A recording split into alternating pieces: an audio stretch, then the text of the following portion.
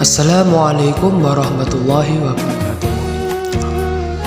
Hari ini saya akan membahas tentang bab 4 Fikih kelas 11 Madrasah Aliyah tentang sistem peradilan Islam.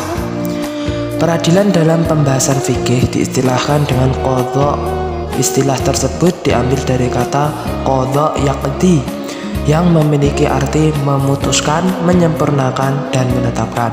Adapun secara terminologi, peradilan adalah suatu lembaga pemerintah atau negara yang ditugaskan untuk menyelesaikan atau menetapkan keputusan perkara dengan adil berdasarkan hukum berlaku.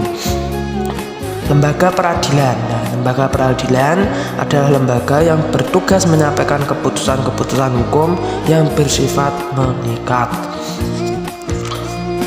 Unsur-unsur peradilan. Sebagian ahli fikih menyebutkan bahwa peradilan Islam mempunyai 5 rukun dan unsur, yaitu 1. Hakim qadhi. Hakim adalah orang yang diangkat oleh kepala negara yang menyelesaikan gugatan dan perselisihan. Hukum qadha. Hukum qadha itu suatu keputusan produk qadhi untuk menyelesaikan perselisihan dan memutuskan persengketaan. Ada 2 bentuk keputusan hakim, yaitu qadha izam, yaitu menetapkan hak-hak macam hukumnya kepada salah satu pihak dengan redaksi. Kedua, qadha tarki, penetapan berupa penolakan. Yang C, mahlum bik, hak. Al-makhluk bik adalah suatu yang diharuskan oleh qadhi untuk dipenuhi atas suatu hak. Pada qadhi i'zam yang dimaksud dengan memenuhi hak penggugat. Adapun pada qadha tarki yang dimaksud adalah penolakan atas gugatan itu.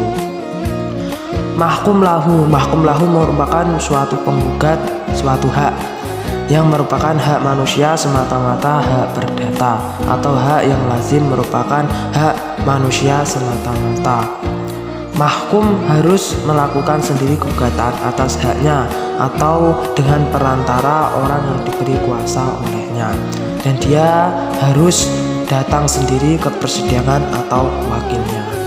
Prinsip-prinsip keadilan. Teori pemisah kekuasaan ini memunculkan prinsip-prinsip penting dalam peradilan Islam, yang jumlahnya ada 8, yakni istaqal al-qadha, kemerdekaan kehakiman, al-musawwa'ah, amal qadha, kesamaan di hadapan hukum, majniyatu qadha, peradilan gratis, at-taqdi ala darajatin istinaf, upaya hukum naik banding. Al-qadha fil Islam yaqumu ala nidami al-qadhi al-fard, kehakiman Islam menetapkan aturan hakim tunggal. Alaniyatu majlisi qadha, sidang peradilan yang terbuka. Hushulul ijra'at fil muwajahatil khusum, mempertemukan pihak yang berselisih. Dan yang terakhir, sulhatul qadhi fil fiqhi al-islami, kekuasaan kehakiman dalam fikih Islam. Fungsi peradilan, yakni 1.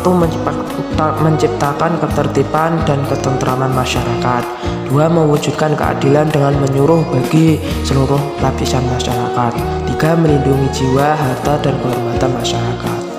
Hikmah dari adanya peradilan, yakni akan terwujudnya masyarakat yang bersih, karena setiap orang terlindungi haknya dengan peraturan perundang-undangan yang berlaku.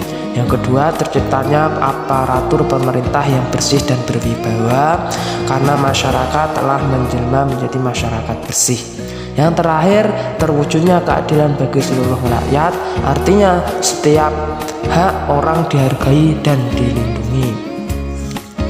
Dalam peradilan itu ada hakim yang mengadili, kemudian ada saksi. Saksi adalah orang yang diperlukan pengadilan untuk memberikan keterangan yang berkaitan dengan suatu perkara demi tegaknya hukum dan tercapainya keadilan dalam pengadilan. Kemudian harus ada penggugat. Penggugat itu orang yang mengajukan gugatan karena merasa dirugikan. Nah, ada penggugat, mesti ada yang tergugat. Yang tergugat itu orang yang dituntut mengembalikan keadilan berkaitan dengan hak-hak orang lain, atau bisa diringkas menjadi orang yang dituntut oleh penggugat. Kemudian tergugat itu biasanya itu disumpah. Tujuannya disumpah yakni adalah memberikan keterangan guna meyakinkan bahwa sesuatu itu demikian atau tidak. Sumpah diucapkan oleh tergugat untuk menyangkal atau menolak gugatan yang ditujukan kepadanya. Jika tergugat bersedia bersumpah, hakim dapat memutuskan bahwa gugatan penggugat tidak benar.